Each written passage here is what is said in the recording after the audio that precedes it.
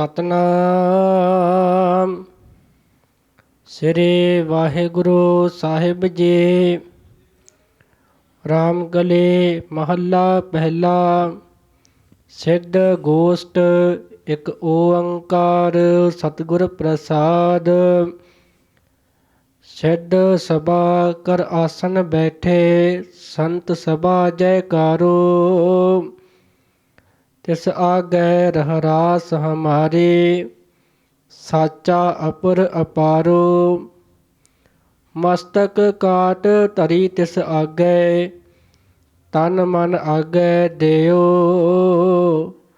ਨਾਨਕ ਸੰਤ ਮਿਲੈ ਸਚ ਪਾਈਐ ਸਹਜ ਭਾਏ ਜਸ ਲਿਓ। ਵਾਹਿਗੁਰੂ ਜੀ ਕਾ ਖਾਲਸਾ ਵਾਹਿਗੁਰੂ ਜੀ ਕੀ ਫਤਿਹ। ਸਤਿਗੁਰੂ ਗਰੀਬ ਨਵਾਜ ਸੱਚੇ ਪਾਤਸ਼ਾਹ ਜੀ, ਦੀਨ ਦੁਨੀਆ ਦੇ ਮਾਲਕ, ਗੁਰਤਾ ਗੱਦੀ ਤੇ ਬਿਰਾਜਮਾਨ ਆਪ ਜੀ ਦੀ ਕਿਰਪਾ ਦਾ ਸਦਕਾ ਸੋ ਘਰ ਅਸਥਾਨ ਵਿਖੇ ਚੱਲ ਰਹੀ ਲੜੀਵਾਰ ਕਥਾ ਵਿੱਚ ਅੱਜ ਦੇ ਸਮੇਂ ਵਿੱਚ ਸਿੱਧ ਗੋਸ਼ਟ ਨਾਮਕ ਬਾਣੀ ਜੋ ਗੁਰੂ ਨਾਨਕ ਸਾਹਿਬ ਜੀ ਨੇ ਉਸ ਸਮੇਂ ਦੇ ਸਿੱਧਾਂ ਦੇ ਨਾਲ ਗੱਲਬਾਤ ਵਿਚਾਰ ਕਰਦਿਆਂ ਉਚਾਰਨ ਕੀਤੀ ਹੈ, ਉਸ ਦੇ ਅਰਥ ਕਰਨ ਦੀ ਕੋਸ਼ਿਸ਼ ਕਰਾਂਗੇ। ਧੰਨ ਗੁਰੂ ਗੋਬਿੰਦ ਸਿੰਘ ਮਹਾਰਾਜ ਜੀ ਨੇ ਆਪ ਕਿਰਪਾ ਕਰਕੇ 9 ਮਹੀਨੇ 9.5 ਮਹੀਨਿਆਂ ਵਿੱਚ ਦਮਦਮਾ ਸਾਹਿਬ ਜੀ ਦੀ ਧਰਤੀ 'ਤੇ ਬਾਣੀ ਉਚਾਰੀ ਔਰ ਨਾਲ ਨਾਲ ਆਪ ਜੀ ਨੇ ਗੁਰਸਿੱਖਾਂ ਨੂੰ ਅਰਥ ਸਮਝਾਏ। ਉਹਨਾਂ ਦੇ ਅੰਦਰ ਰੰਗ ਲੱਗਾ, ਸਮਾਧੀਆਂ ਲੱਗੀਆਂ, ਬਦੇ ਮੁਕਤੀ ਦੀ ਪ੍ਰਾਪਤੀ ਹੋਈ। ਉਹ ਸਤਿਗੁਰੂ ਜੀ ਦੇ ਚਰਨਾਂ ਦਾ ਓਟ ਆਸਰਾ ਲੈਂਦੇ ਹੋਏ ਕਾਰਜ ਚੱਲ ਰਹੇ ਹਨ। ਸਤਿਗੁਰੂ ਹਜ਼ੂਰ ਸਤਿਗੁਰੂ ਕਲਗੀਧਰ ਪਾਤਸ਼ਾਹ ਜੀ ਦੇ ਚਰਨਾਂ ਵਿੱਚ ਬੇਨਤੀ ਹੈ, ਧੰਨ ਗੁਰੂ ਨਾਨਕ ਸਾਹਿਬ ਜੀ ਦੇ ਚਰਨਾਂ ਵਿੱਚ ਬੇਨਤੀ ਹੈ, ਆਪ ਜੀ ਕਿਰਪਾ ਕਰੋ ਜੀ। ਰਾਮ ਕਲੀ ਮਹੱਲਾ ਪਹਿਲਾ। ਸਿੱਧ ਗੋਸ਼ਟ ਇੱਕ ਓੰਕਾਰ ਸਤਿਗੁਰ ਪ੍ਰਸਾਦ। ਰਾਮ ਕਲੀ ਮਹੱਲਾ ਪਹਿਲਾ। ਪਹਿਲੇ ਪਾਤਸ਼ਾਹ ਗੁਰੂ ਨਾਨਕ ਸਾਹਿਬ ਜੀ ਦੀ ਮੁਬਾਰਕ ਰਸਨਾ ਤੋਂ ਉਚਾਰਨ ਕੀਤੀ ਹੋਈ ਬਾਣੀ ਸਿੱਧ ਗੋਸ਼ਟ। ਸਿੱਧ ਗੋਸ਼ਟ ਦਾ ਮਤਲਬ ਸਿੱਧਾਂ ਦੇ ਨਾਲ ਜਿਹੜੀ ਗੋਸ਼ਟ ਹੋਈ ਸੀ ਉਸ ਵੇਲੇ ਪੰਜਾਬ ਵਿੱਚ ਔਰ ਭਾਰਤ ਦੇ ਅੰਦਰ ਸਾਰੇ ਦੇ ਅੰਦਰ ਹੀ ਇਹਨਾਂ ਸਿੱਧਾਂ ਦਾ, ਯੋਗੀਆਂ ਦਾ ਬਹੁਤ ਲੋਕਾਂ ਦੇ ਵਿੱਚ ਪ੍ਰਚਾਰ ਸੀ। ਇਹ ਸਾਰੇ ਗੋਰਖਨਾਥ ਦੇ ਚੇਲੇ ਸਨ ਔਰ ਪਹਾੜਾਂ 'ਤੇ ਜਾ ਕੇ ਸਮਾਧੀਆਂ ਲਾ ਕੇ ਆਪਣਾ ਅਸਥੂਲ ਸਰੀਰ ਦੇ ਵਿੱਚੋਂ ਸੂਖਸ਼ਮ ਸਰੀਰ ਨੂੰ ਬਾਹਰ ਕੱਢ ਲੈਣਾ ਔਰ 6 ਚੱਕਰ ਭੇਦਣੇ, 10ਮ ਦੁਆਰਾ ਖੋਲ੍ਹਣਾ, ਏੜਾ ਪਿੰਗਲਾ ਸੁਖਮਣਾ ਆਦਿਕ ਔਰ ਨੇਤੀ ਧੋਤੀ ਆਦਿਕ ਕਰਨੀ, ਇਹ ਇਹਨਾਂ ਦੇ ਕਰਮ ਸਨ। ਔਰ ਇਹਨਾਂ ਰਿੱਧੀਆਂ ਸਿੱਧੀਆਂ ਦੇ ਰਾਹੀਂ ਲੋਕਾਂ ਨੂੰ ਪ੍ਰਭਾਵਿਤ ਕਰਕੇ ਵਰ ਸਰਾਫ ਦੇਣੇ, ਆਪਣੇ ਚੇਲੇ ਬਣਾਉਣੇ। ਅਤੇ ਇਸ ਤਰ੍ਹਾਂ ਸਾਧ ਸੰਗਤ ਜੀ ਉਹਨਾਂ ਨੂੰ ਲੋਕਾਂ ਨੂੰ ਗਿਆਨ ਦਾ ਮਾਰਗ ਨਹੀਂ ਦੱਸਣਾ, ਪਰਮੇਸ਼ਰ ਦਾ ਰਸਤਾ ਨਹੀਂ ਦੱਸਣਾ ਕਿ ਅਕਾਲ ਪੁਰਖ ਦੀ ਬੰਦਗੀ ਕਰੋ, ਭਗਤੀ ਕਰੋ, ਸਿਮਰਨ ਕਰੋ। ਬਸ ਸੰਸਾਰ ਨੂੰ ਝੂਠਾ ਹੀ ਕਹੀ ਜਾਣਾ ਔਰ ਸੰਸਾਰ ਨੂੰ ਛੱਡ ਕੇ ਚਲੇ ਜਾਣ ਦਾ ਉਪਦੇਸ਼ ਦਿੰਦੇ ਰਹਿਣਾ। ਇਸ ਤਰ੍ਹਾਂ ਦੇ ਕਾਰਜ ਸਨ। ਜਦੋਂ ਗੁਰੂ ਸਾਹਿਬ ਨੇ ਵੇਖਿਆ ਬਈ ਇਹ ਇਸ ਤਰ੍ਹਾਂ ਲੋਕਾਂ ਨੂੰ ਕਿਵੇਂ ਅਸਲੀਅਤ ਵੱਲੋਂ ਪਾਸੇ ਕਰ ਰਹੇ ਹਨ, ਅਤੇ ਮਹਾਰਾਜ ਨੇ ਇਹਨਾਂ ਦੇ ਨਾਲ ਗੱਲਬਾਤ ਕਰਨ ਲਈ ਉਪਰਾਲਾ ਕੀਤਾ। ਇਹ ਜਿਹੜੀ ਸਿੱਧ ਗੋਸ਼ਟ ਹੈ ਇਹ ਲਿਖੀ ਭਾਵੇਂ ਕਿੱਥੇ ਗਈ ਹੈ, ਵੱਖ ਵੱਖ ਵਿਚਾਰਾਂ ਹਨ, ਪਰ ਸਿੱਧ ਗੋਸ਼ਟ ਦਾ ਕੁਝ ਹਿੱਸਾ ਜਿਹੜਾ ਉਹ ਸਾਧ ਸੰਗਤ ਜੀ ਸੁਮੇਰ ਪਰਬਤ 'ਤੇ ਸਿੱਧਾਂ ਦੇ ਨਾਲ ਜਿਹੜੀਆਂ ਗੱਲਾਂ ਬਾਤਾਂ ਹੋਈਆਂ, ਉੱਥੇ ਸਾਰੇ ਸਿੱਧ ਮਿਲੇ, ਉਹਨਾਂ ਦੇ ਨਾਲ ਬੈਠ ਕੇ ਗੱਲਾਂ ਹੋਈਆਂ। ਅਤੇ ਕੁਝ ਅਚਲ ਬਟਾਲੇ ਦੇ ਉੱਤੇ ਜਿਹੜਾ ਮੇਲਾ ਲੱਗਦਾ ਸੀ ਸ਼ਿਵਰਾਤਰੀ ਦਾ, ਉਹਦੇ 'ਤੇ ਉੱਥੇ 2 ਥਾਵਾਂ 'ਤੇ ਜਾ ਕੇ ਅਚਲ ਬਟਾਲੇ ਵਾਲੇ ਮੇਲੇ ਦੇ ਆ ਕੇ ਵੀ ਜੋਗੀ ਬਹੁਤ ਸਾਰੇ ਸੁਮੇਰ ਪਰਬਤ ਵਾਲੇ ਵੀ ਇੱਥੇ ਇਕੱਠੇ ਹੋਇਆ ਕਰਦੇ ਸੀ। ਇਹ ਫੱਗਣ ਸੁਦੀ 14ਵੀਂ ਵਾਲੇ ਦਿਨ ਇਸ ਤਰ੍ਹਾਂ ਉੱਥੇ ਮੇਲਾ ਲੱਗਦਾ ਸੀ। ਤਾਂ ਸਤਿਗੁਰੂ ਜੀ ਨੇ ਦੋਵਾਂ ਥਾਵਾਂ 'ਤੇ ਜੋ ਜੋ ਬਾਣੀ ਉਚਾਰਨ ਕੀਤੀ, ਉਹਨਾਂ ਨਾਲ ਗੱਲਾਂ ਹੋਈਆਂ। ਬਾਅਦ ਵਿੱਚ ਗੁਰੂ ਕੇ ਸਿੱਖਾਂ ਦੇ ਨਾਲ, ਕਿਉਂਕਿ ਆਪ ਜੀ ਨੇ ਕਰਤਾਰਪੁਰ ਸਾਹਿਬ ਵਸਾਇਆ ਸੀ, ਤਾਂ ਫਿਰ ਕਰਤਾਰਪੁਰ ਸਾਹਿਬ ਦੇ ਵਿੱਚ ਆਪਣੇ ਗੁਰੂ ਕੇ ਸਿੱਖਾਂ ਨੂੰ ਉਹ ਸਾਰੀਆਂ ਗੱਲਾਂ ਬਾਣੀ ਦੇ ਰੂਪ ਵਿੱਚ ਸੁਣਾਈਆਂ ਔਰ ਲਿਖੀਆਂ ਵੀ। ਉਹ ਜਿਹੜੀ ਲਿਖਤ ਸੀ ਉਹ ਸਾਧ ਸੰਗਤ ਜੀ, ਉਹਦਾ ਨਾਮ ਫਿਰ ਸਿੱਧ ਗੋਸ਼ਟ ਹੋਇਆ। ਉਹ ਇਸ ਬਾਣੀ ਦਾ ਨਾਮ ਹੈ, ਤਾਂ ਇਹਨੂੰ ਸਿੱਧ ਗੋਸ਼ਟ ਕਹਿੰਦੇ ਹਨ। ਮਹਾਰਾਜ ਇੱਥੇ ਵਿਚਾਰ ਕਰ ਰਹੇ ਹਨ ਵੀ ਸਿੱਧਾਂ ਦੇ ਨਾਲ ਕਿਵੇਂ ਕਿਵੇਂ ਗੱਲਾਂ ਬਾਤਾਂ ਹੋਈਆਂ ਨੇ। ਮਹਿੰਗੀ ਬਾਣੀ ਹੈ, ਧਿਆਨ ਨਾਲ ਦੇਖ ਕੇ ਸੁਣਨ ਵਾਲੀ ਬਾਣੀ ਹੈ। ਇੱਕ ਓੰਕਾਰ ਸਤਿਗੁਰ ਪ੍ਰਸਾਦ। ਸਿੱਧ ਸਭਾ ਕਰ ਆਸਣ ਬੈਠੇ, ਸੰਤ ਸਭਾ ਜੈਕਾਰੋ। ਸਿੱਧ ਸਭਾ ਕਰ ਆਸਣ ਬੈਠੇ, ਸੰਤ ਸਭਾ ਜੈਕਾਰੋ। ਭਾਵੇਂ ਕਿ ਬਹੁਤ ਸਾਰੇ ਵਿਦਵਾਨਾਂ ਨੇ ਇਸ ਤਰ੍ਹਾਂ ਵੀ ਬੋਲਿਆ ਹੈ, ਲਿਖਿਆ ਹੈ ਕਿ ਸਾਧ ਸੰਗਤ ਜੀ ਕਿ ਸਿੱਧ ਬੈਠੇ ਹੋਏ ਸੀ ਅਤੇ ਗੁਰੂ ਸਾਹਿਬ ਉੱਥੇ ਗਏ। ਪਰ ਇਹਨਾਂ ਅੱਖਰਾਂ ਤੋਂ ਜਿਹੜਾ ਲੱਗਦਾ ਹੈ ਉਹ ਇੰਝ ਲੱਗਦਾ ਵੀ ਗੁਰੂ ਸਾਹਿਬ ਆਪ ਸੰਗਤ ਦੇ ਨਾਲ ਬੈਠ ਕੇ ਪਰਮੇਸ਼ਰ ਦੀ ਉਸਤਤ ਕਰ ਰਹੇ ਸੀ, ਵਡਿਆਈ ਕਰ ਰਹੇ ਸੀ। ਗੁਰੂ ਨਾਨਕ ਸਾਹਿਬ ਜੀ ਇੱਥੇ ਅਚਲ ਬਟਾਲੇ ਦੇ ਵਿੱਚ ਸੁਮੇਰ 'ਤੇ ਜ਼ਰੂਰ ਗੁਰੂ ਸਾਹਿਬ ਗਏ ਨੇ, ਚੱਲ ਕੇ ਸੁਮੇਰ ਪਰਬਤ 'ਤੇ ਆਪ ਗਏ ਨੇ, ਅੱਗੇ ਸਿੱਧ ਬੈਠੇ ਹੋਏ ਸੀ। ਉੱਥੋਂ ਦੀ ਇਸ ਤਰ੍ਹਾਂ ਦੀ ਗੱਲ ਹੈ। ਪਰ ਜਿੱਥੇ ਜ਼ਿਆਦਾ ਸਿੱਧ ਗੋਸ਼ਟ ਹੋਈ ਹੈ ਇੱਥੇ ਅਚਲ ਬਟਾਲੇ ਦੇ ਵਿੱਚ, ਇੱਥੇ ਗੁਰੂ ਨਾਨਕ ਸਾਹਿਬ ਜੀ ਇੱਕ ਥਾਂ 'ਤੇ ਬੈਠੇ ਸੀ, ਉੱਥੇ ਕੀਰਤਨ ਹੋ ਰਿਹਾ ਸੀ, ਸੰਗਤ ਜੁੜੀ ਹੋਈ ਸੀ ਔਰ ਦੂਜੇ ਪਾਸੇ ਮੇਲਾ ਲੱਗਾ ਹੋਇਆ ਸੀ। ਇਸ ਮੇਲੇ ਦੇ ਵਿੱਚ ਜਿਹੜੇ ਰਾਸ ਧਾਰੀ ਨੇ ਉਹ ਰਾਸ ਪਾ ਰਹੇ ਸੀ ਨੱਚ ਟੱਪ ਕੇ। ਅਤੇ ਜਿਹੜੇ ਬਹੁਤੇ ਲੋਕ ਸੀ ਗੁਰੂ ਨਾਨਕ ਸਾਹਿਬ ਜੀ ਨੂੰ ਬਹੁਤ ਲੋਕ ਜਾਣਦੇ ਸੀ, ਬੜੇ ਮਸ਼ਹੂਰ ਸਨ।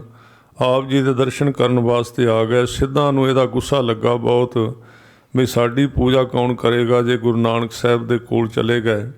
ਉਹਨਾਂ ਨੇ ਰਾਸਧਾਰੀਆਂ ਦਾ ਜਿਹੜਾ ਜਿਹਦੇ ਵਿੱਚ ਲੋਕੀ ਪੈਸੇ ਪਾਉਂਦੇ ਸੀ ਉਹ ਲੋਟਾ ਚੁੱਕ ਕੇ ਲੁਕਾ ਲਿਆ ਆਪਣੀ ਕਲਾ ਦੇ ਨਾਲ, ਕਰਾਮਾਤ ਦੇ ਨਾਲ। ਜਦੋਂ ਲੋਟਾ ਲੁਕਾ ਲਿਆ ਤਾਂ ਰੌਲਾ ਪੈ ਗਿਆ। ਤਾਂ ਫਿਰ ਸਿੱਧਾਂ ਦੇ ਇਹ ਗੱਲ ਕਈ ਲੋਕਾਂ ਨੂੰ ਜਾ ਕੇ ਵੀ ਜਾਓ ਤੁਸੀਂ ਨਾਨਕ ਤਪੇ ਨੂੰ ਜਾ ਕੇ ਕਹੋ ਵੀ ਜੇ ਉਹਦੇ ਵਿੱਚ ਕੋਈ ਕਰਾਮਾਤ ਹੈ ਤਾਂ ਲੋਟਾ ਲੱਭ ਕੇ ਵਿਖਾਏ। ਰਾਸਧਾਰੀ ਅਤੇ ਲੋਕ ਗੁਰੂ ਸਾਹਿਬ ਕੋਲ ਇਕੱਠੇ ਹੋ ਕੇ ਗਏ। ਮਹਾਰਾਜ ਨੇ ਫਿਰ ਕਹਿ ਦਿੱਤਾ, ਕਹਿਣ ਲੱਗੇ ਵੀ ਜਾਓ ਫਲਾਣੀ ਥਾਂ 'ਤੇ ਉਹਨਾਂ ਨੇ ਲਿਖਾਇਆ ਹੋਇਆ। ਉੱਥੇ ਜਾ ਕੇ ਵੇਖਿਆ ਤਾਂ ਲੋਟਾ ਲੱਭ ਲਿਆ। ਸਿੱਧ ਹੋਰ ਜਿਹੜੇ ਨੇ ਗੁੱਸੇ ਵਿੱਚ ਆ ਗਏ। ਭਾਈ ਗੁਰਦਾਸ ਸਾਹਿਬ ਜੀ ਵੀ ਲਿਖਦੇ ਨੇ, ਖਾਧੀ ਖੁਣਸ ਜੁਗੇਸਰਾ ਗੋਸ਼ਟ ਕਰਨ ਸਭੈ ਉੱਠ ਆਈ। ਇਹ ਤੋਂ ਮਤਲਬ ਹੈ ਵੀ ਸਿੱਧ ਗੋਸ਼ਟ ਕਰਨ ਆਏ ਸਨ, ਗੁਰੂ ਸਾਹਿਬ ਉਹਨਾਂ ਦੇ ਕੋਲ ਨਹੀਂ ਸਨ ਗਏ। ਗੁਰੂ ਸਾਹਿਬ ਆਪਣੇ ਟਿਕਾਣੇ 'ਤੇ ਬੈਠੇ ਹੋਏ ਸੀ। ਜਦੋਂ ਆ ਕੇ ਬੈਠੇ ਤਾਂ ਉਹ ਫਿਰ ਉਹ ਵਾਰਤਾ ਜਿਹੜੀ ਇਸ ਪੰਕਤੀ ਵਿੱਚ ਕਹਿੰਦੇ, ਸ਼ੁਰੂ ਤੋਂ ਪੜ੍ਹੋ ਜੀ। ਸਿੱਧ ਸਭਾ ਕਰ ਆਸਣ ਬੈਠੇ। ਸਿੱਧ ਜਦੋਂ ਆਏ ਤਾਂ ਉਹ ਆ ਕੇ ਉਹਨਾਂ ਨੇ ਆਪੋ ਆਪਣੇ ਆਸਣ ਲਾ ਲਏ। ਕਰ ਆਸਣ, ਆਸਣ ਬੈਠੇ, ਆਸਣ ਕਰਕੇ ਬੈਠੇ, ਆਸਣ ਬਣਾ ਕੇ ਵਿਛਾ ਕੇ ਬੈਠੇ। ਸਿੱਧ ਜਿਹੜੇ ਨੇ ਸਭਾ ਲਾ ਕੇ ਨਾ ਆਪਣੀ ਆਸਣ ਵਿਛਾ ਕੇ ਬੈਠ ਗਏ। ਸੰਤ ਸਭਾ ਜੈਕਾਰੋ। ਤੇ ਅੱਗੇ ਪਹਿਲਾਂ ਜਿਹੜੀ ਸਭਾ ਲੱਗੀ ਹੋਈ ਸੀ ਉਹ ਇੱਕ ਸੰਤਾਂ ਦੀ ਸਭਾ ਸੀ, ਗੁਰਸਿੱਖਾਂ ਦੀ। ਤੇ ਉਹਨਾਂ ਨੇ ਆ ਕੇ ਇਹਨਾਂ ਨੂੰ ਆ ਕੇ ਸੰਤ ਸਭਾ ਜੈਕਾਰੋ, ਜੈਕਾਰੋ ਆਖਿਆ ਵੀ ਜੈ ਹੋਵੇ, ਵੀ ਜੈਕਾਰ ਹੋਵੇ।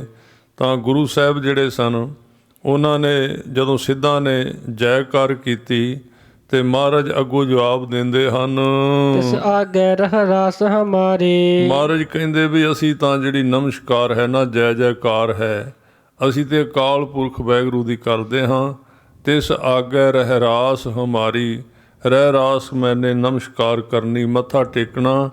ਕਹਿਣ ਲੱਗੇ ਸਾਡੀ ਤੇ ਬਈ ਕਿਸੇ ਦੇ ਅੱਗੇ ਹੋਰ ਕੋਈ ਨਮਸਕਾਰ ਨਹੀਂ ਤੇ ਕਿਸੇ ਦੇ ਅੱਗੇ ਕੋਈ ਆਦੇਸ਼ ਨਹੀਂ।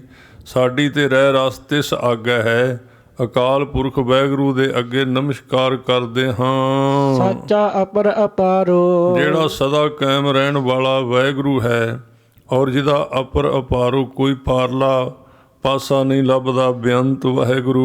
ਮਸਤਕ ਕਾਟ ਧਰੀ ਤਿਸ ਆਗੇ। ਮਸਤਕ ਕਾਟ ਧਰੀ ਤਿਸ ਆਗੇ। ਉਸ ਵਾਹਿਗੁਰੂ ਦੇ ਅੱਗੇ ਆਪਣਾ ਮਸਤਕ ਕੱਟ ਕੇ ਉਸ ਸੰਤ ਸਭਾ ਦੇ ਅੱਗੇ, ਜਿਹੜੀ ਸੰਤ ਸਭਾ ਦੇ ਵਿੱਚ ਵਾਹਿਗੁਰੂ ਵੱਸਦਾ ਹੈ, ਵਿੱਚ ਸੰਗਤ ਹਰ ਪ੍ਰਭ ਵਸੈ ਜੀਓ।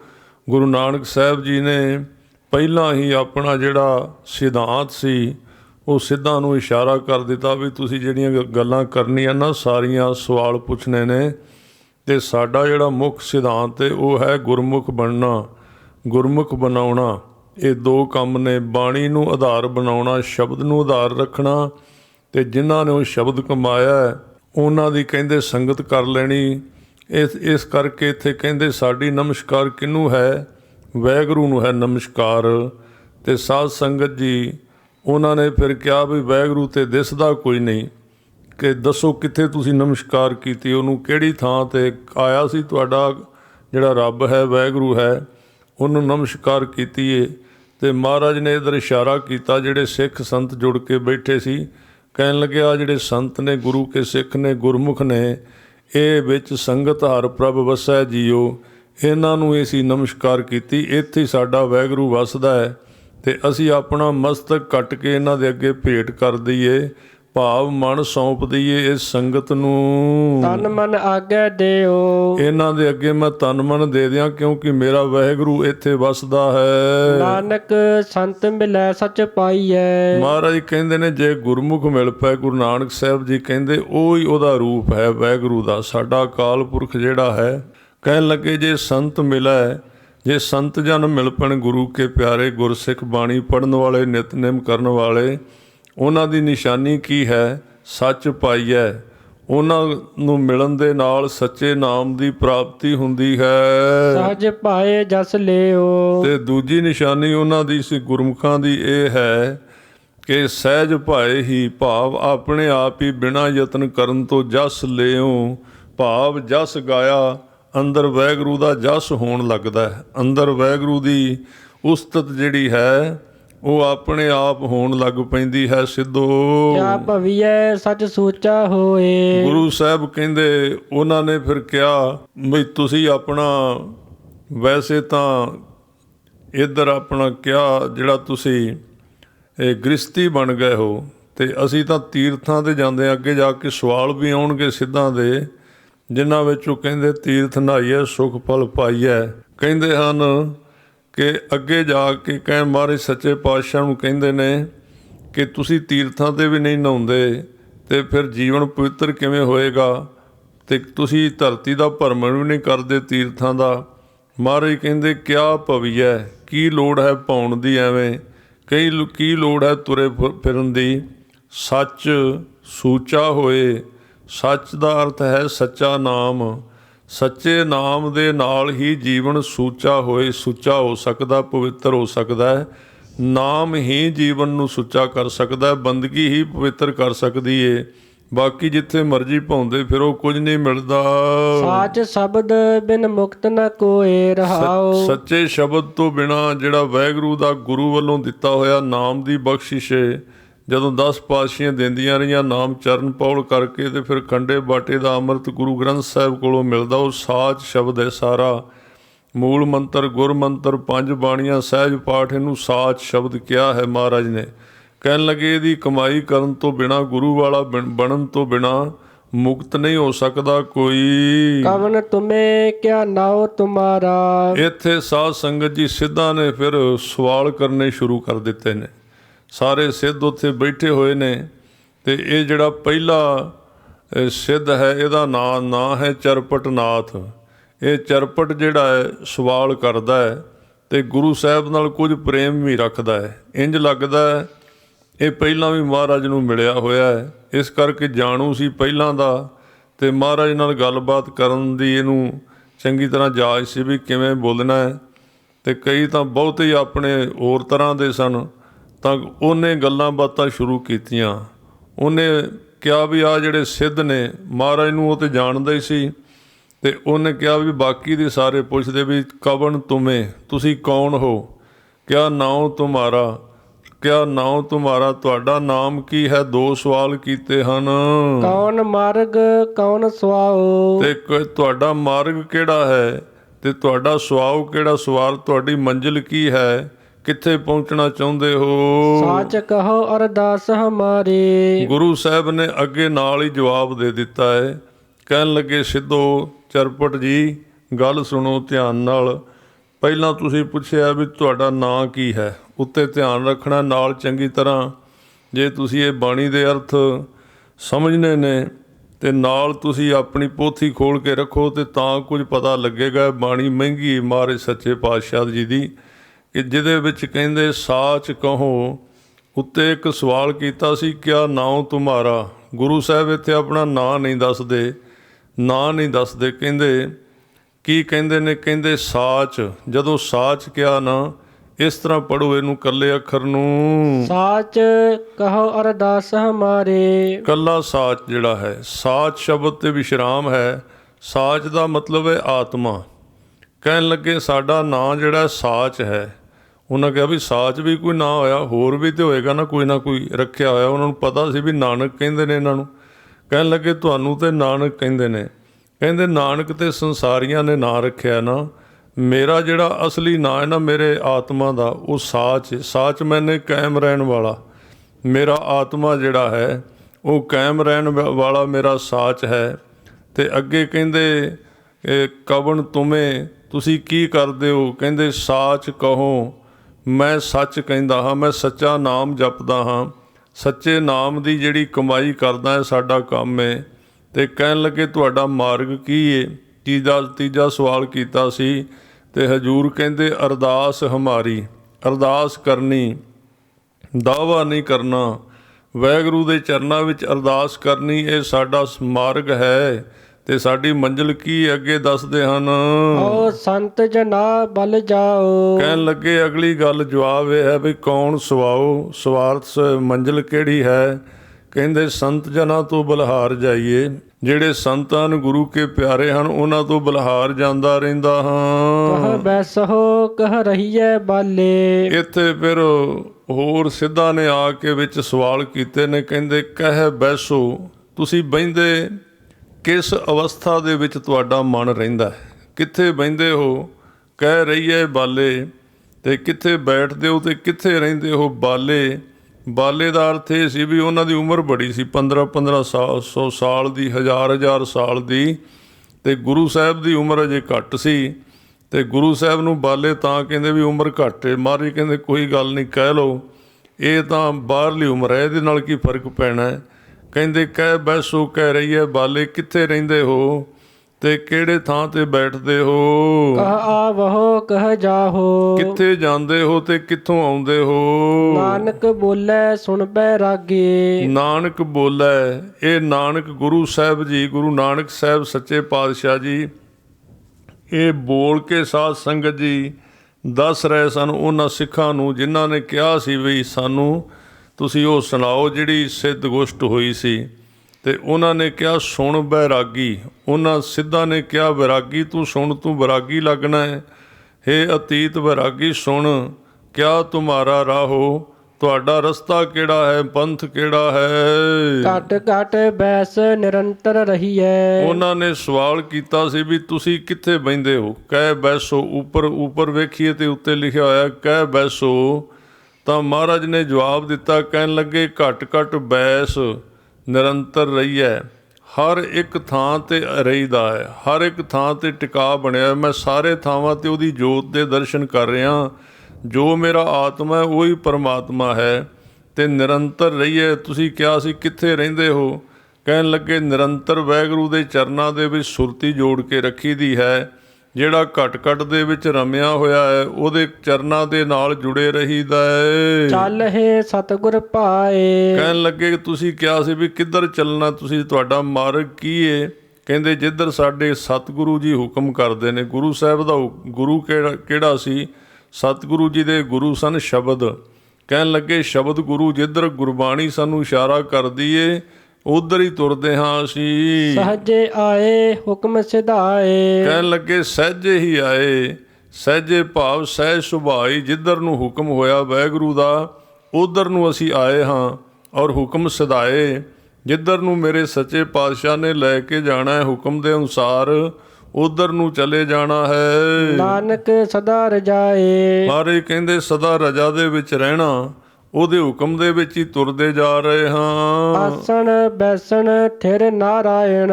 ਮਹਾਰਾਜ ਸੱਚੇ ਪਾਤਸ਼ਾਹ ਕਹਿੰਦੇ ਨੇ ਆਸਣ ਬੈਸਣ ਥਿਰ ਨਾਰਾਇਣ। ਸਾਡਾ ਜਿਹੜਾ ਆਸਣ ਹੈ ਨਾ ਤੇ ਸਾਡਾ ਜਿਹੜਾ ਬਹਿਣਾ ਹੈ ਉਹ ਨਰਾਇਣ ਜਿਹੜਾ ਸਥਿਰ ਹੈ ਇੱਕੋ ਥਾਂ ਤੇ, ਉਹਦੇ ਚਰਨਾਂ ਦੇ ਵਿੱਚ ਹੈ ਸਾਡਾ ਆਸਣ, ਤੇ ਅਸੀਂ ਬੈਠੇ ਵੀ ਵਾਹਿਗੁਰੂ ਦੀ ਹਜ਼ੂਰੀ ਵਿੱਚ ਰਹਿੰਦੇ ਹਾਂ। ਐਸੀ ਗੁਰਮਤ ਪਾਏ, ਐਸੀ ਗੁਰੂ ਦੀ ਮੱਤ ਅਸੀਂ ਪ੍ਰਾਪਤ ਕਰ ਲਈ ਹੈ। ਗੁਰਮੁਖ ਬੂਝੈ ਆਪ ਪਛਾਣੈ। ਮਹਾਰਾਜ ਕਹਿੰਦੇ ਨੇ ਗੁਰਮੁਖ ਜੇ ਹੁਣ ਇਹ ਜਿਹੜੀ ਮੱਤ ਅਸੀਂ ਪ੍ਰਾਪਤ ਕੀਤੀ ਹੈ, ਇਹ ਅੱਗੋਂ ਸਾਡੇ ਜਿਹੜੇ ਗੁਰਸਿੱਖ ਨੇ ਗੁਰਮੁਖ, ਇਹ ਵੀ ਜਾਣੋ ਸਿੱਧੋ ਕਿ ਜਿਹੜਾ ਅਸੀਂ ਸਿੱਖ ਧਰਮ ਚਲਾਇਆ ਹੈ ਉਹ ਵੀ ਸਾਰੇ ਇਸੇ ਤਰ੍ਹਾਂ ਕਰਦੇ ਨੇ। ਜਿਹੜਾ ਉੱਪਰ ਰਹਿਤ ਲਿਖੀ ਹੈ ਨਾ, ਜਿਹੜੇ ਗੁਰਮੁਖ ਬੂਝੈ, ਉਹ ਬੁੱਝਦੇ ਨੇ ਗੁਰਮੁਖ ਵੀ ਕਿਵੇਂ ਨਰਾਇਣ ਦੇ ਕੋਲ ਰਹਿਣਾ ਹੈ। ਇਸ ਕਰਕੇ ਕਹਿੰਦੇ ਮਹਾਰਾਜ ਸੱਚੇ ਪਾਤਸ਼ਾਹ ਜੀ ਕਹਿੰਦੇ ਹਨ, ਜਿਹੜੇ ਗੁਰਮੁਖ ਹਨ ਉਹ ਇੱਕ ਥਾਂ ਤੇ ਕਹਿੰਦੇ ਜਿਵੇਂ ਅਸੀਂ ਰਹਿੰਦੇ ਹਾਂ ਉਸੇ ਹਿਸਾਬ ਦੇ ਨਾਲ ਬੁੱਝਦੇ ਹਨ ਤੇ ਆਪਣੇ ਆਪ ਨੂੰ ਪਛਾਣ ਲੈਂਦੇ ਹਨ। ਸੱਚੇ ਸੱਚ ਸਮਾਏ, ਔਰ ਸੱਚੇ ਨਾਮ ਨੂੰ ਜਪ ਕੇ ਉਹ ਸੱਚ ਦੇ ਵਿੱਚ ਸਮਾ ਜਾਂਦੇ ਹਨ। ਦੁਨੀਆ ਸਾਗਰ ਦੁੱਤਰ ਕਹੀਐ। ਉਤੋਂ ਇਹਨਾਂ ਸਿੱਧਾਂ ਨੇ ਇੱਕ ਹੋਰ ਸਵਾਲ ਕੀਤਾ ਅੱਗੇ, ਕਹਿਣ ਲੱਗੇ ਹੇ ਸਤਿਗੁਰੂ ਜੀ, ਇਹ ਜਿਹੜੀ ਦੁਨੀਆ ਹੈ ਇਹ ਬੜਾ ਦੁੱਤਰ ਔਖਾ ਹੈ ਤਰਨਾ ਸਾਗਰ, ਬੜਾ ਔਖਾ ਕਠਨ ਹੈ। ਕਾਮ ਕ੍ਰੋਧ ਲੋਭ ਮੋਹ ਹੰਕਾਰ ਤੇ ਮੋਹ ਮਮਤਾ ਜਿਹੜੀ ਇਹ ਨਿੰਦਿਆ ਚੁਗਲੀ, ਇਹਨੂੰ ਤਰਨਾ ਕਿਤੇ ਸੌਖਾ ਹੈ? ਇਹਨੂੰ ਕਿਵੇਂ ਤਰੀਏ? ਕਿਉ ਕਰ ਪਾਈਐ ਪਾਰੋ, ਕਿਹੜੇ ਤਰੀਕੇ ਨਾਲ ਪਾਰ ਜਾਈਏ ਸੰਸਾਰ ਤੋਂ? ਤੁਸੀਂ ਕਿਹੜੇ ਤਰੀਕੇ ਨਾਲ ਜਾਂਦੇ ਹੋ ਤੇ ਆਪਣੇ ਨਾਲ ਦੇ ਸਿੱਖਾਂ ਨੂੰ ਕਿਵੇਂ ਲੈ ਕੇ ਜਾਂਦੇ ਹੋ? ਚਰਪਟ ਬੋਲੇ ਔਦੋ, ਨਾਨਕ ਦੇਹੋ ਸੱਚਾ ਵਿਚਾਰੋ। ਚਰਬਟ ਬੋਲੇ ਔਦੂ ਨਾਨਕ, ਇੱਥੇ ਨਾਨਕ ਤੇ ਵਿਸ਼ਰਾਮ ਫਿਰ ਪੜੋ ਜੀ। ਚਰਪਟ ਬੋਲੇ ਔਦੂ ਨਾਨਕ, ਇਹ ਨਾਨਕ ਔਦੂ ਹੈ ਵਿਰਗਤ ਔਦੂ ਨਾਨਕ। ਔਦੂ ਮੈਨੇ ਜੋਗੀ ਕਹਿ ਲੋ, ਵਿਰਗਤ ਕਹਿ ਲੋ, ਤੇ ਚਰਪਟ ਉਹ ਸਿੱਧ ਦਾ ਨਾਂ ਹੈ। ਉਹ ਬੋਲਦਾ ਹੈ, ਕਹਿੰਦੇ ਗੁਰੂ ਨਾਨਕ ਸਾਹਿਬ ਨੂੰ ਪੁੱਛਦਾ ਹੈ, ਦੇਹੋ ਸੱਚਾ ਵਿਚਾਰੋ। ਉਹ ਕਹਿੰਦੇ ਸੱਚਾ ਵਿਚਾਰ ਦੱਸੋ, ਸਾਨੂੰ ਜਵਾਬ ਦਿਓ ਜੀ। ਆਪੇ ਆਖੈ ਆਪੇ ਸਮਝੈ, ਗੁਰੂ ਸਾਹਿਬ ਹੁਣ ਜਵਾਬ ਦਿੰਦੇ ਨੇ, ਕਹਿੰਦੇ ਚਰਪਟ ਆਪ ਹੀ ਤੂੰ ਆਖਣ ਵਾਲਾ ਹੈ, ਜਿਵੇਂ ਤੂੰ ਸਵਾਲ ਕੀਤਾ ਉਹ ਵਾਹਿਗੁਰੂ ਹੀ ਤੇਰੇ ਵਿੱਚ, ਉਹਨੇ ਹੀ ਆਖਿਆ। ਤੇ ਜਿਹੜਾ ਮੈਂ ਅੱਗੇ ਸਮਝਿਆ ਇੱਥੇ ਵੀ ਉਹ ਦੋਵਾਂ ਥਾਵਾਂ ਤੇ ਕੌਣ ਕਹਿ ਰਿਹਾ ਤੇ ਕੌਣ ਸਮਝ ਰਿਹਾ, ਇਹ ਵੇਖ ਚੰਗੀ ਤਰ੍ਹਾਂ। ਤਿਸ ਕਿਆ ਉੱਤਰ ਦੀਜੈ, ਕਹਿਣ ਲੱਗੇ ਤਿਸ ਕਿਆ ਉੱਤਰ ਦੀਜੈ, ਉਹਦੇ ਬਾਰੇ ਕਿਹੜਾ ਉੱਤਰ ਆਪਣੇ ਕੋਲੋਂ ਦਈਏ? ਭਾਵ ਇਹ ਹੈ ਵੀ ਅਕਾਲ ਪੁਰਖ ਹੀ ਵਰਤ ਰਿਹਾ ਸਾਰੇ ਥਾਵਾਂ ਤੇ। ਸਾਚ ਕਹੋ ਤੁਮ ਪਾਰ ਗਰਾਮੇ, ਉਸ ਵੇਲੇ ਗੁਰੂ ਨਾਨਕ ਸਾਹਿਬ ਨੇ ਇਹਨੂੰ ਕਿਹਾ ਹੈ, ਇਸ ਚਰਪਟ ਨੂੰ ਕਹਿੰਦੇ ਸਾਚ ਕਹੋ ਤੁਮ ਪਾਰ ਗ੍ਰਾਮੀ, ਤੂੰ ਪਾਰ ਗ੍ਰਾਮੀ ਹੋ ਚੁੱਕਾ ਹੈ, ਲੱਗਦਾ ਹੈ ਮੁਕਤ ਹੈ। ਚਰਪਟ ਨੂੰ ਕਹਿੰਦੇ ਤੂੰ ਪਾਰਗ੍ਰਾਮੀ ਹੈ। ਤੁਝ ਕਿਆ ਬੈਸਣ ਦੀਜੈ, ਤੈਨੂੰ ਕੀ ਉੱਤਰ ਦਈਏ? ਬੈਸਣ ਮੈਨੇ ਉੱਤਰ ਦੇਣਾ। ਇੱਕ ਹੁੰਦਾ ਸਵਾਲ ਖੜਾ ਹੋਣਾ, ਆਪਾਂ ਕਹਿੰਦੇ ਸਵਾਲ ਖੜਾ ਹੁੰਦਾ ਹੈ ਜੀ, ਤੇ ਜਦੋਂ ਉੱਤਰ ਦਈਏ ਸਵਾਲ ਬਹਿ ਜਾਂਦਾ ਹੈ। ਇਹਦਾ ਮਤਲਬ ਹੈ ਵੀ ਸਵਾਲ ਦਾ ਜਵਾਬ ਦੇਣਾ ਬੈਸਣ ਦਾ ਅਰਥ ਹੈ। ਕਹਿਣ ਲੱਗੇ ਤੈਨੂੰ ਕਿਹੜਾ ਜਵਾਬ ਦਈਏ ਫਿਰ? ਜੈਸੇ ਜਲ ਮਹਿ ਕਮਲ ਨਿਰਾਲਮ। ਮਹਾਰਾਜ ਨੇ ਕਿਹਾ ਚਲੋ ਤੈਨੂੰ ਜੋ ਵੀ ਹੈ ਤੂੰ ਹੁਣ ਪੁੱਛਿਆ ਤੇ ਸਾਡਾ ਫਰਜ਼ ਬਣਦਾ ਹੁਣ ਤੈਨੂੰ ਜਵਾਬ ਦੇਣਾ, ਦੱਸਣਾ। ਕੀ ਦੱਸਣਾ ਹੈ? ਕਿਉਂਕਿ ਉਹਨੇ ਇਹ ਪੁੱਛਿਆ ਸੀ ਵੀ ਸੰਸਾਰ ਦੇ ਵਿੱਚ ਰਹਿੰਦਾ ਤੁਸੀਂ ਆਪਣੇ ਸਿੱਖ ਵੀ ਗ੍ਰਸਤੀ ਬਣਾ ਦਿੱਤੇ ਤੇ ਆਪ ਵੀ ਗ੍ਰਸਤੀ ਹੋ, ਤੇ ਕਿਹੜੇ ਢੰਗ ਨਾਲ ਸੰਸਾਰ ਸਮੁੰਦਰ ਤੋਂ ਪਾਰ ਜਾਓਗੇ? ਕਿਵੇਂ ਇਹਦੇ ਵਿੱਚ ਰੱਬ ਦੇ ਨਾਲ ਜੁੜ ਕੇ ਰਹੋਗੇ? ਮਹਾਰਾਜ ਸੱਚੇ ਪਾਤਸ਼ਾਹ ਜੀ ਕਹਿੰਦੇ, ਗੁਰੂ ਨਾਨਕ ਸਾਹਿਬ ਜੀ ਕਹਿੰਦੇ, ਹੇ ਸਿੱਧੋ, ਇਹ ਜੈਸੇ ਜਲ ਮਹਿ ਕਮਲ ਨਿਰਾਲਮ, ਜਿਵੇਂ ਪਾਣੀ ਦੇ ਵਿੱਚ ਕਮਲ ਦਾ ਫੁੱਲ ਉੱਗਦਾ ਹੈ ਤੇ ਕਮਲ ਦੇ ਫੁੱਲ ਦੇ ਦੋ ਸਿਰੇ ਹੁੰਦੇ ਨੇ, ਇੱਕ ਜੜ ਹੁੰਦੀ ਹੈ ਤੇ ਇੱਕ ਸਿਰੇ ਤੇ ਫੁੱਲ ਉੱਗਿਆ ਹੁੰਦਾ ਹੈ। ਉਹ ਕਹਿੰਦੇ ਵੀ ਜਿਹੜੀ ਜੜ ਹੈ ਉਹ ਚਿੱਕੜ ਵਿੱਚ ਹੁੰਦੀ ਹੈ, ਉਹਦੇ 'ਚੋਂ ਬਦਬੂ ਆਉਂਦੀ ਹੈ, ਤੇ ਜਿਹੜਾ ਫੁੱਲ ਹੈ ਉਹ ਆਕਾਸ਼ ਵਿੱਚ ਹੁੰਦਾ, ਉਹਦੇ ਵਿੱਚੋਂ ਸੁਗੰਧੀ ਆਉਂਦੀ ਹੈ। ਕਹਿਣ ਲੱਗੇ ਦੱਸੋ ਇਹਦੇ ਵਿੱਚ ਕਮਲ ਦਾ ਫੁੱਲ ਕਿਵੇਂ ਰਹਿੰਦਾ ਪਾਣੀ ਦੇ ਵਿੱਚ? ਕਹਿੰਦੇ ਕਮਲ ਦਾ ਫੁੱਲ ਜਿਹੜਾ ਨਾ ਇਹ ਦੁਰਗੰਧੀ ਨੂੰ ਖਿੱਚਦਾ ਹੈ ਤੇ ਸੁਗੰਧੀ ਨੂੰ ਬਾਹਰ ਪੈਦਾ ਕਰ ਦਿੰਦਾ, ਤਬਦੀਲ ਕਰ ਦਿੰਦਾ ਉਹ ਸਾਰੇ ਕੁਝ ਨੂੰ। ਇਸ ਤਰ੍ਹਾਂ ਇਹ ਸਰੀਰ ਰੂਪੀ ਜਿਹੜਾ ਚਿੱਕੜ ਹੈ, ਇਹਦੇ ਵਿੱਚ ਜਦੋਂ ਨਾਮ ਸਿਮਰਨ ਦਾ ਅਸੀਂ ਬੂਟਾ ਲਾ ਦਿੱਤਾ ਆਪਣੇ ਸਿੱਖਾਂ ਦੇ ਅੰਦਰ, ਵਾਹਿਗੁਰੂ ਦੀ ਭਗਤੀ ਸ਼ਬਦ ਸੁਰਤ ਦੀ ਜਿਹੜੀ ਭਗਤੀ ਹੈ ਲਾ ਦਿੱਤੀ, ਤਾਂ ਇਹਦੇ ਵਿੱਚ ਸੁਰਤ ਦੇ ਦੋ ਸਿਰੇ ਬਣ ਜਾਣ।